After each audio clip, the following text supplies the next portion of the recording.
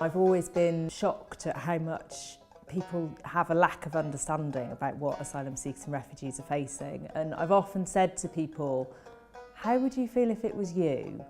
And they say, well, it would never be me. We live in the UK, it's safe, that wouldn't happen here.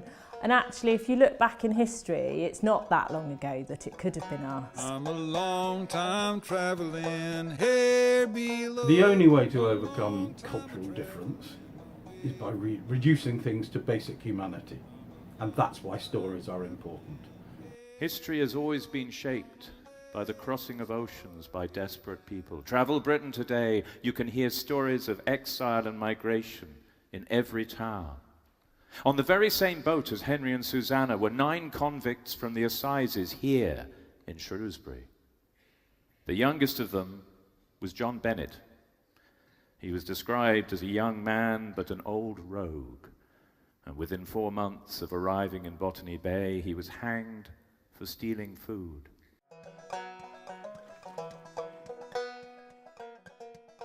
It's ordinary people coming together in their locality saying, we're going to make our city, we're going to make our community a place of welcome. Everybody remembers the headlines when that poor little boy was found dead, washed up on a beach. We saw a real kind of surge of support for refugees and asylum seekers in Bristol.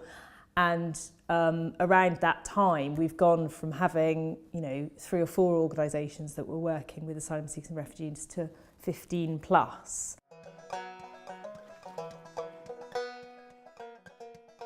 You can't be blind to the fact that there are problems out there as well, and the rise of the far right creates some real challenges. Particularly since the Brexit vote, we've found that lots of our service users, our members, have experienced hate crime in Bristol.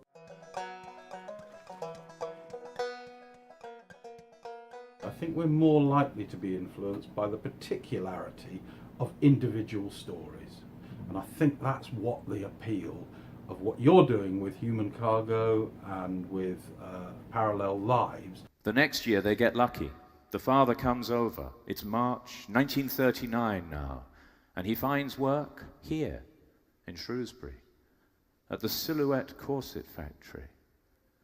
A factory built by refugees, German Jews, who'd been forced out of business in Germany. They'd come to London to set up business again. But again, they were forced out by the Nazis, this time their bombs, and they came here to Shrewsbury. They became some of the main employers in the town. And a steady stream of refugees made their way here, worked in the factory, and then lived their whole lives in this town. People come, people go. We're trying to get people to look through the eyes of those who've had to make these difficult journeys and ask themselves the question, what would I have done? I'm a long time traveling here below, a long time a traveling away from my home.